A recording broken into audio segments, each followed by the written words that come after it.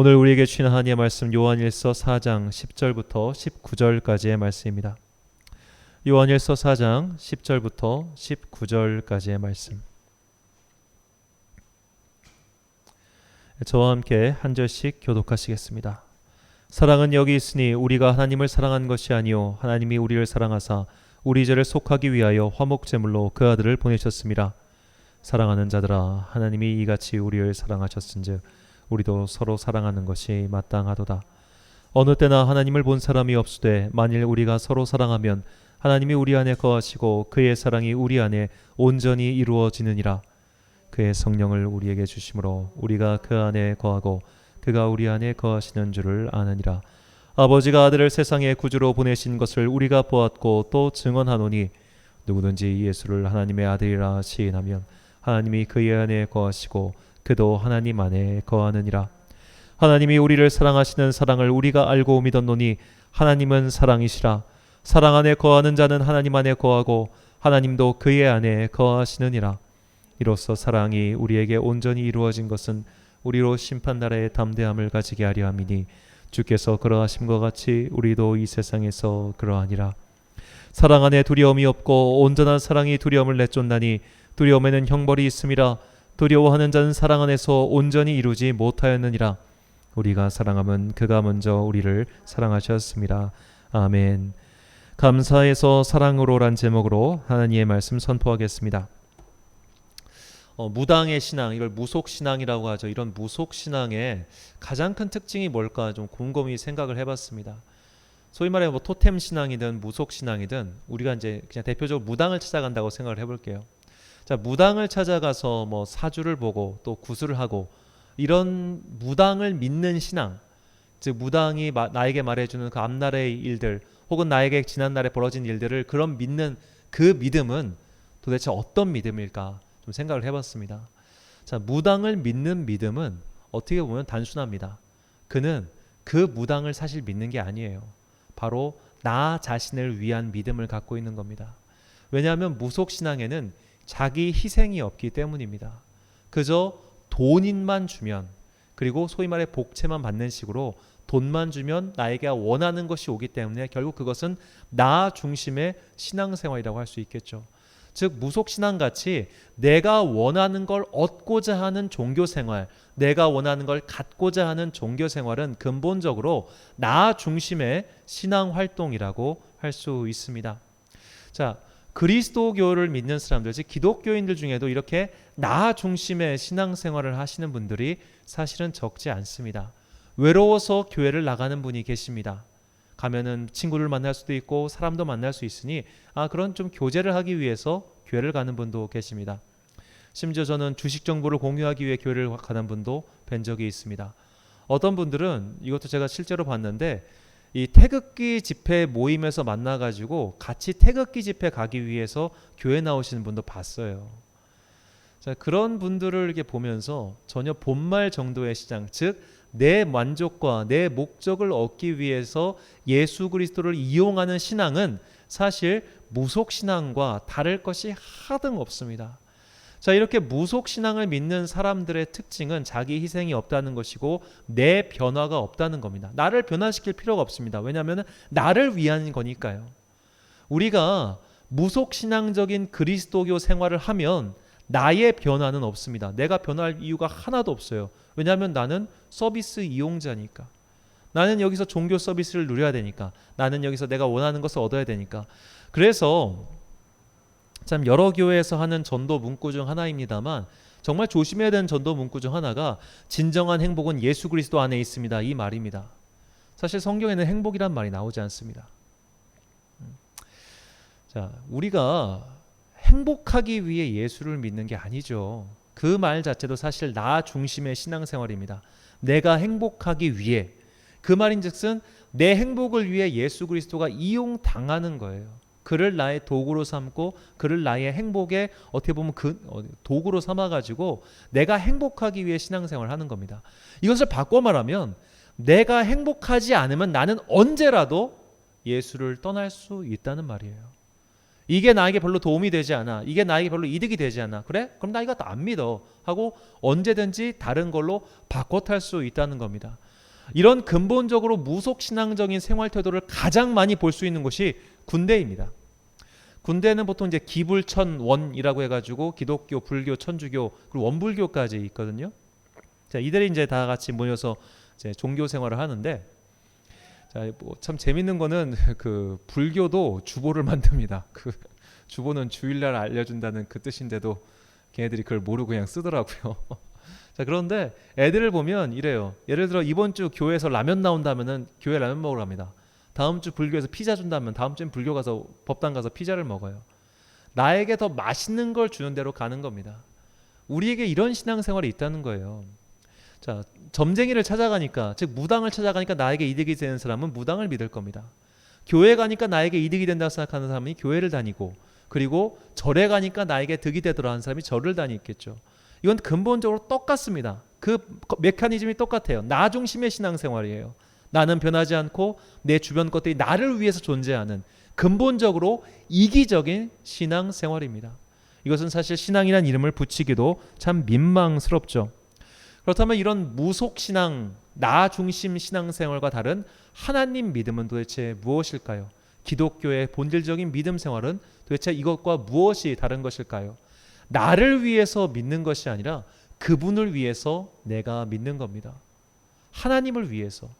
즉 나를 위한 신앙생활, 자기 희생이 없는 나를 위한 것이 아니라 자기 희생이 근본적으로 깔려있는 하나님을 위한 믿음 생활이 바로 기독교의 신앙생활인 것이죠. 그렇기 때문에 기독교인들은 근본적으로 항상 하는 기도가 주님 나를 사용하시옵소서라고 기도를 하는 겁니다. 내가 희생하겠습니다. 내가 주님의 나라를 위해서, 주님의 일을 위해서 오늘도 나의 시간과 나의 물질과 나의 에너지와 나의 인생을 바쳐서 주님을 위해 내가 희생하겠습니다. 주님께 복종하고 주님께 희생하는 그 신앙이 바로 기독교 신앙의 본질이라고 할 수 있겠죠. 자, 이런 기독교 신앙의 원리를 잘 담고 있는 스님이 쓴 시가 있습니다. 만해 한용운 선생이 쓴 복종이라는 시입니다.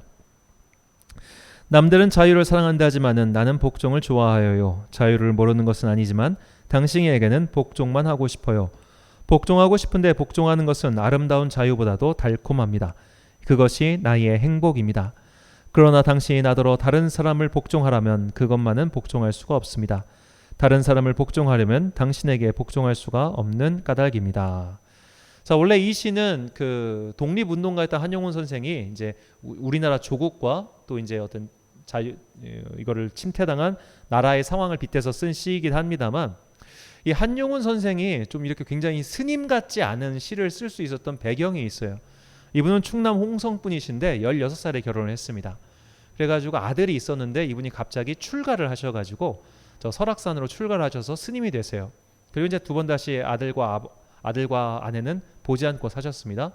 자, 그렇게 사시다가 이분이 이제 그 당시에 그 종교 변화 운동, 좀 현대화된 우리 불교 생활을 해야 된다 해가지고 스님도 결혼하게 하자 이런 운동을 하셨어요. 그러니까 스님도 결혼하자. 그래서 이분이 실제로 52살의 나이에 또 결혼을 하십니다. 그래서 딸을 낳으시고 이제 이분 해방되기 1년 전에 돌아가셨는데 좀 스님답지 않은 삶을 사셨기 때문에 좀 이렇게 스님답지 않은 시를 쓴 게 아닌가 또 그런 생각이 들었습니다.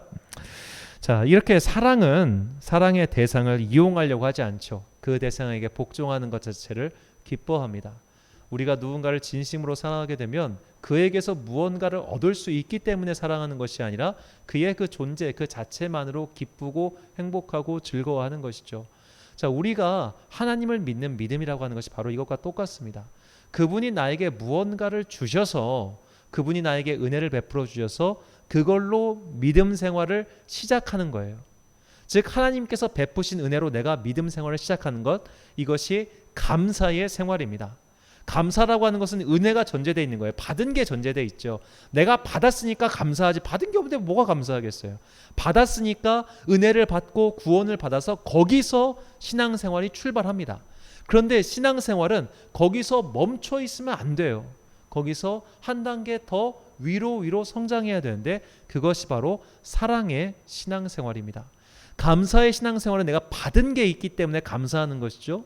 그렇다면 여기서 중요한 전제가 있어요. 내가 더 이상 감사할 게 없으면 감사의 신앙생활은 무너지기 십상입니다.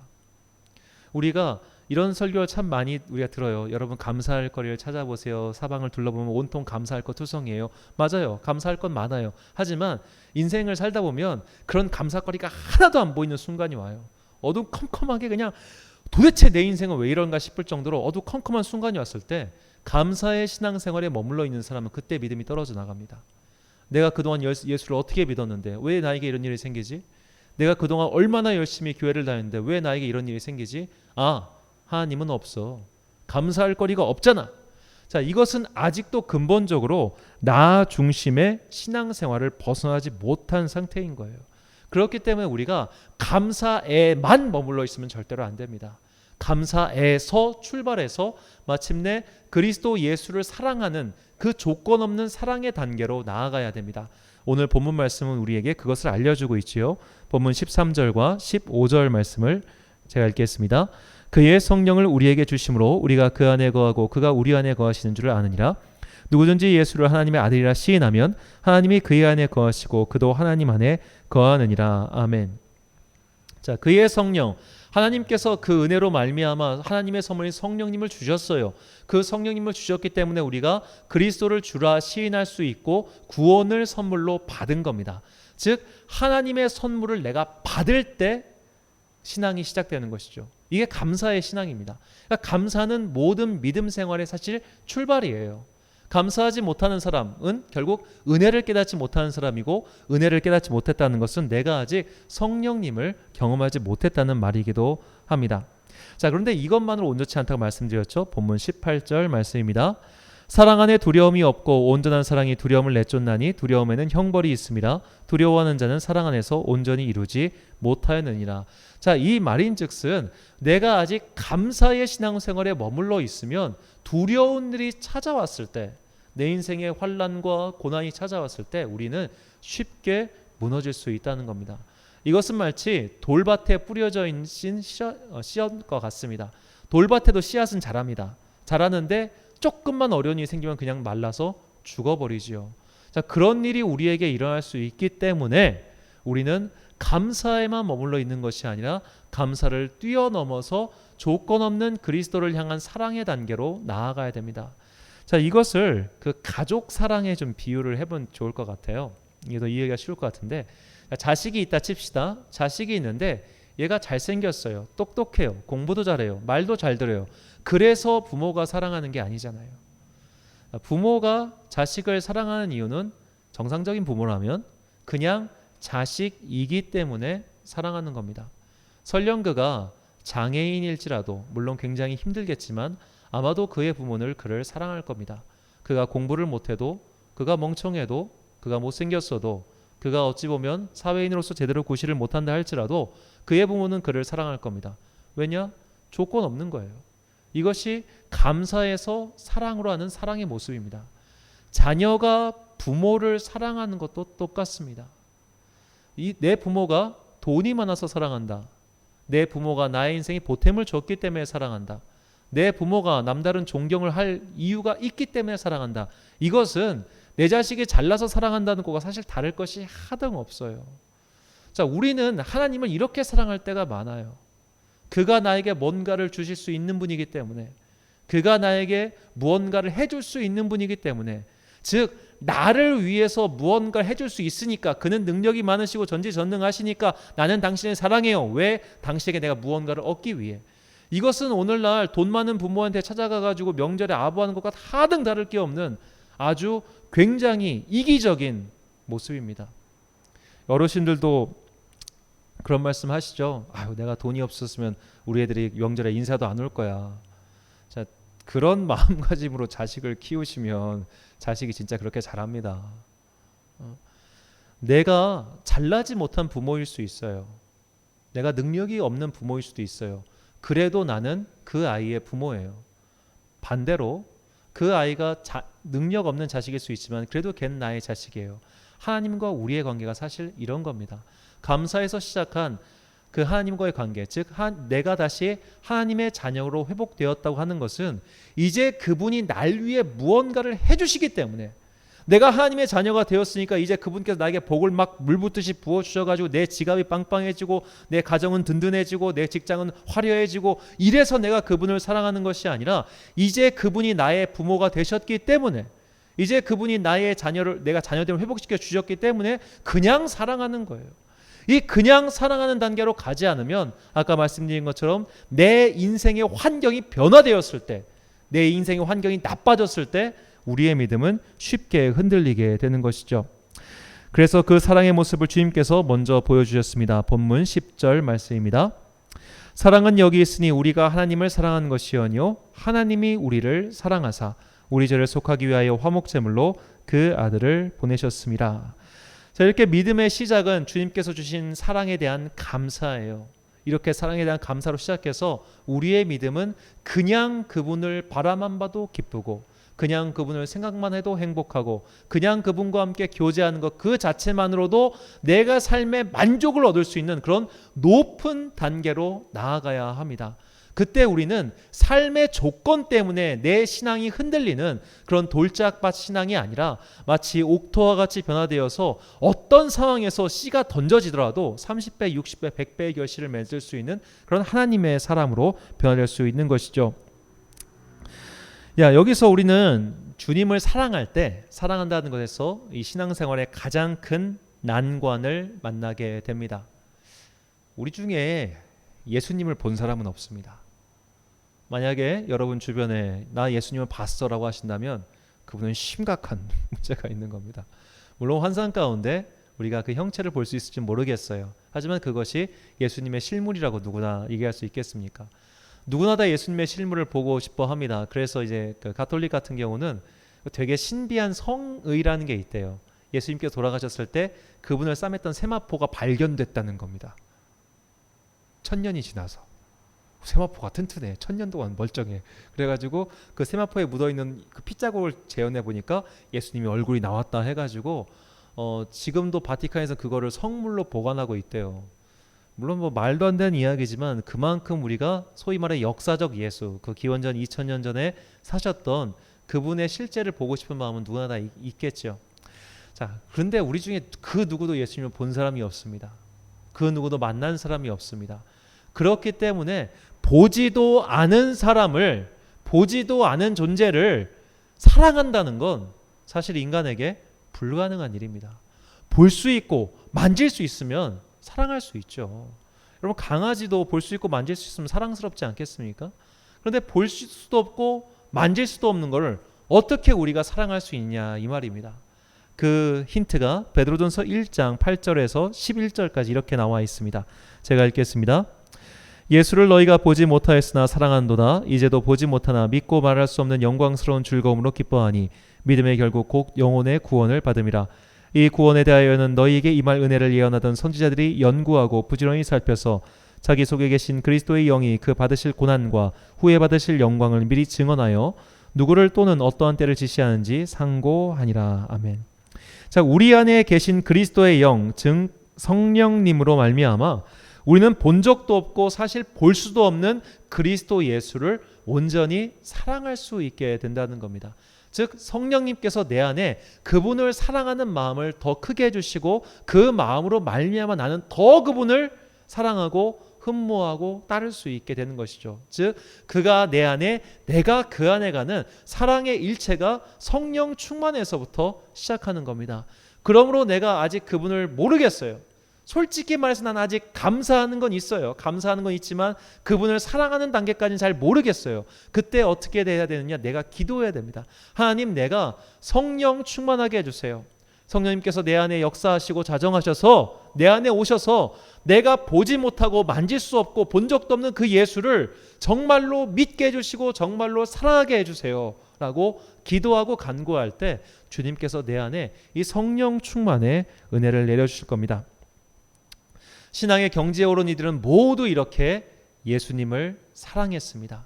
그들은 각자 나름의 동기로 인해서 예수를 믿기 시작했지만 그 종착역은 항상 똑같았어요. 예수 사랑. 정말 예수님을 진심으로 사랑하고 그분을 진심으로 사랑하기 때문에 자신의 인생의 조건이나 환경에 아무 상관없이 그들은 항상 그분을 사랑하고 그분과 동행하는 길을 걸을 수 있었습니다. 이렇게 주님을 사랑한 대표적인 성자 중 한 명이 아시시의 성자라 불리는 그 성 프란체스코인데, 이 성 프란체스코는 정말 주님을 사랑했어요. 그가 왜 주님을 사랑하게 된지는 그도 몰라요. 그냥 그는 어느 순간 주님을 만났고 주님을 깊이 사랑하게 되었고 주님과 함께 동행하는 것을 평생의 소망으로 삼았던 사람입니다. 그가 생각할 때 예수 그리스도는 가난한 분이셨어요. 그래서 그는 자신을 가리켜 나는 가난이라고 하는 여인과 결혼했다라고 해서 평생을 가난하게 살았습니다. 그는 또 이런 말을 했다고 해요. 이 구원의 여인들이 있는데 구원의 여인들은 청빈과 평화와 사랑이다. 자기는 그렇게 해서 이런 여인들과 결혼했다라고 말할 사람이었습니다. 그가 이제 말년에 기도를 할 때 정말 이 예수 그리스도의 십자가의 고통을 너무 느껴보고 싶었어요. 하나님은 그게 얼마나 아프셨을까요? 주님 너무너무 아프셨을 것 같아요. 나도 그 아픔을 같이 동참하게 해주세요 라고 그가 기도했을 때 전설에 따르면 그에게 5상 5가지 상처가 났다고 합니다. 이 손과 옆구리와 이 가시, 이게 5상이라고 하는데 가톨릭에서는 이 5상이 그의 몸에 나타났다고 해요. 오늘날에도 이제 이 가톨릭에서 치는 가장 최고의 기적 중 하나가 이제 5상인데, 이런 기적이 일어났다고 이제 전설 따라 삼천리처럼 나올 정도로 그가 얼마만큼 예수님을 사랑했는지, 그가 남긴 기도문 중에 이런 말이 있습니다. 주님 저를 구부리십시오. 그렇지 않으면 제가 녹이 슬고 말 것입니다. 주님 저를 너무 구부리지 마십시오. 그러면 부러지고 말 것입니다. 주님 저를 힘껏 구부리십시오. 제가 부러진들 무슨 상관이 있겠습니까? 자, 이 믿음의 단계가 보이시죠? 처음에는 열정이 있어가지고 날 사용하세요. 안 그러면 나는 주님께 사용하기 기뻐요. 이거였다가 나 너무 사용하지 마세요. 나 너무 힘들어요. 그랬다가 이제는 내가 그분 안에, 그분이 내 안에 있기 때문에 내 일신의 아니 따위는 아무 상관이 없는 거예요. 이젠 내가 주님을 위해 죽어도 아무 문제가 없고 주님을 위해 내 모든 걸 내던져도 나에게는 정말 오직 기쁨만이 있다.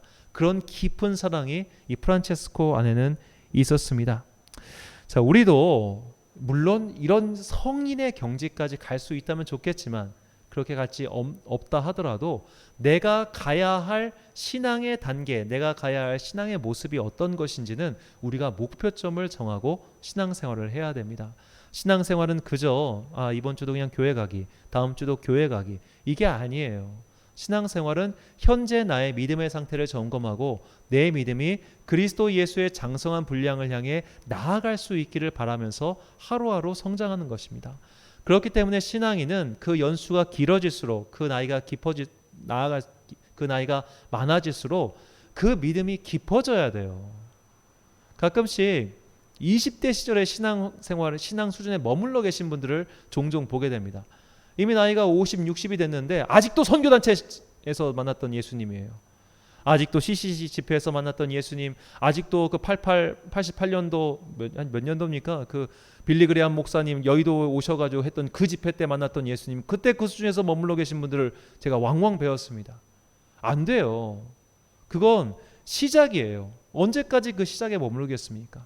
거기서 우리는 조금씩 내 환경과 상관없이 그리스도 예수를 사랑할 수 있는 그 높은 믿음의 경지로 나아가야 합니다. 그것이 예수 사랑의 참 모습이죠. 이 그리스도 예수를 향한 그 사랑의 본질을 잘 노래한 그 고린도전서 13장 마지막 절이 이렇게 이야기합니다. 우리가 지금은 거울로 보는 것 같이 희미하나 그때에는 얼굴과 얼굴을 대하여 볼 것이요 지금은 내가 부분적으로 하나 그때에는 주께서 나를 아신 것 같이 내가 온전히 알리라. 그런즉 믿음, 소망, 사랑 이 세 가지는 항상 있을 것인데 그 중에 제일은 사랑이라. 아멘. 자, 우리가 아무리 주님을 사랑하려고 해도 지금 우리는 주님의 모습을 희미하게조차 볼 수가 없습니다. 하지만 우리가 주님을 사랑하기 위해 날마다 성령 충만을 구하고 또 그를 위해 말씀을 공부하면서 그 말씀을 상고하여 나갈 때 우리는 마침내 주님 배울 그날에 그분의 얼굴을 뚜렷하게 볼 것이고 그때 그 만남은 과거의 어떤 만남보다 비할 수 없이 긴 기쁨으로 다가올 것입니다. 이것은 마치 사랑하는 연인끼리 멀리 떨어져 있는데 화상통화만 하고 있다가 마침내 인천공항에서 만난 것 같은 그런 기쁨인 거죠. 2차원 이 화면으로 보고 있다가 실제 만나면 얼마나 큰 기쁨이 있습니까? 그런 식의 만남을 위해서는 날마다 이렇게 봐야 될 거 아니에요. 전화통화 해야죠. 영상통화 해야죠. 우리가 하나님과 우리가 예수님과 할 수 있는 영상통화가 바로 날마다의 기도입니다. 성령의 충만을 바라는 기도예요. 그 기도를 통해서 우리는 내가 아직 도달하지 못했던 그 사랑을 향해 나아갈 수 있고, 또한 내가 잃어버렸던 첫 그 열매, 첫 만남의 은총을 또한 회복해 나갈 수 있을 겁니다. 날마다 성령 충만의 은총을 구하여 그리스도 예수를 사랑하는, 조건 없이 사랑하는, 환경에 상관없이 사랑하는 그 놀라운 믿음의 경지로 나아가는 여러분과 제가 되시길 간절히 축원합니다. 우리 함께 찬양하겠는데요. 오직 주의 사랑에 매여 내영 기뻐 노래합니다. 이 찬양 부르겠습니다.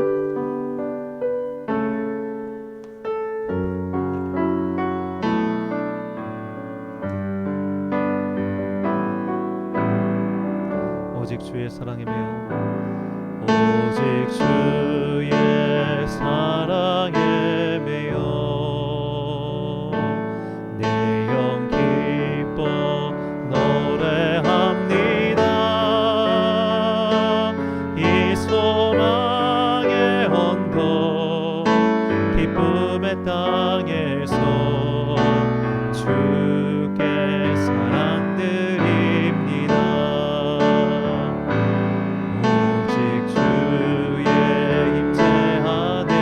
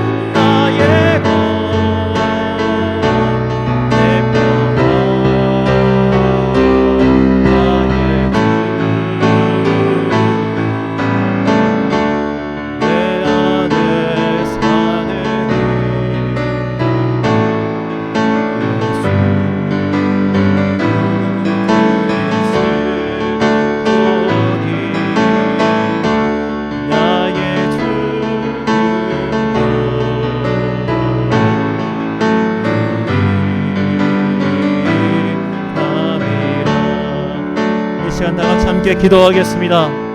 할렐루야. 사랑하고 풍성하신 아버지 하나님, 오늘 이 시간 우리에게 성령 충만의 은혜를 내려 주옵소서. 그래요, 우리가 정말로 이 인생의 여러 가지 조건에 따른 신앙생활이 아니라 어떤 조건, 어떤 상황에도 불구하고 그리스도 예수를 향한 나의 마음을 멈추지 아니하고 그리스도 예수를 향한 그 정진의 길을 멈추지 아니하고 그리스도 예수를 내 안에 완전히 품고자 하는 그 사랑의 길을 멈추지 않게 해달라고 우리 다같이 주여 한번 부르시고 기도하겠습니다. 주여